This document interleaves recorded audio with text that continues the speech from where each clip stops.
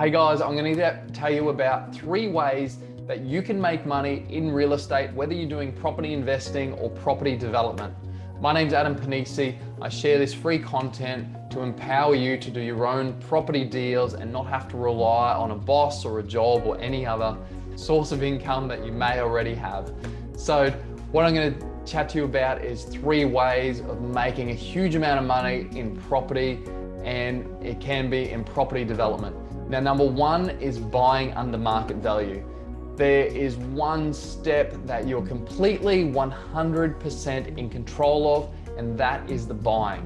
As soon as you've bought a property, you're at the effect of something else. That might be the market, that might be if you're doing a development, you've got some risks around council and construction costs and all that stuff if you're building it to the end.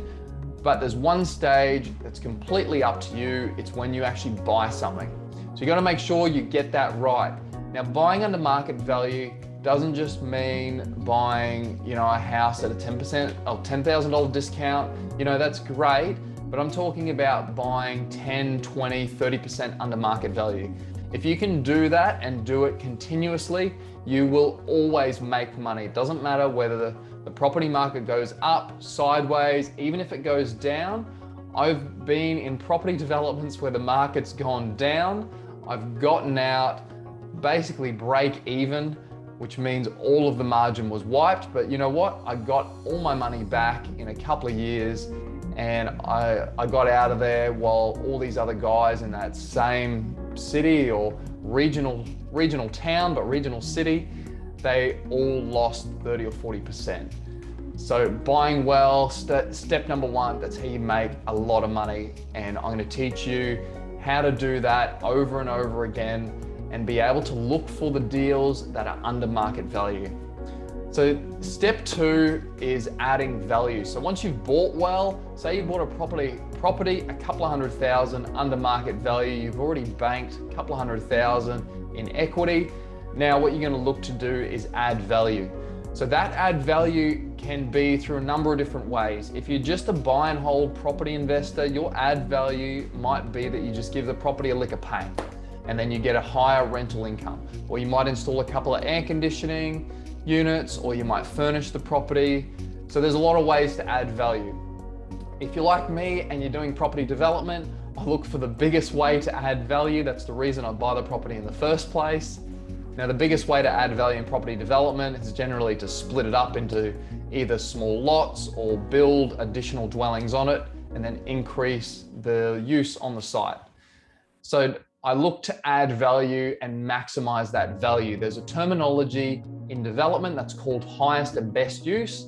And it's literally, as it sounds, it means that you get the highest use or the highest profit out of the site.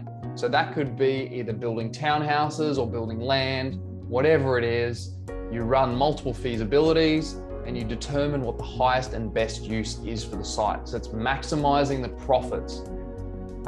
So that's step number 2, is being able to manufacture value. And then number 3 is one that I see a lot of people get wrong. I used to get it wrong. I mean, we still to this day go back on this back and forth, and that is to get the highest valuation or get the highest sale price if you are selling. Now, there's ways to do that. Getting the highest valuation means that you need to talk the same language as a valuer. You need to know the valuer terminology.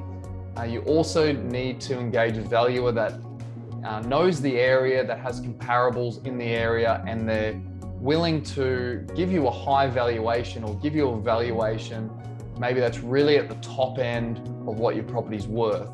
So you got to have to build a rapport with certain valuers.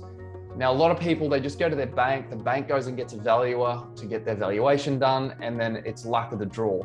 Now, sometimes you can't avoid that, but there's a lot of banks where you can find out who the panel valuer is, and then you can engage the valuer yourself. So once you engage the valuer yourself, you can talk to them, get the report done, and you're really the customer.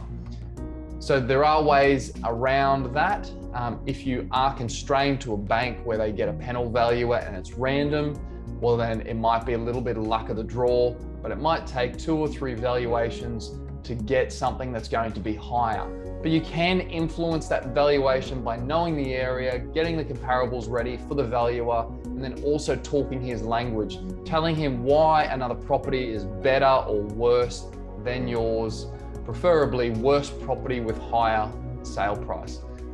And then in terms of selling the property, if you're going to sell a property at a premium, if you're talking about one property and that is all that you've got to sell, then you might be staging that. If it's a block of land, making sure the grass is mowed really well, if it's a home buyer, or you might want to talk to project marketers where they can get a premium for your product.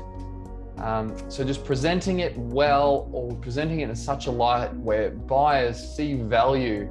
Somebody's not going to hand over $500,000 or $1 million to buy a property if they don't see value. So you've got to be giving people value at the end when you're selling.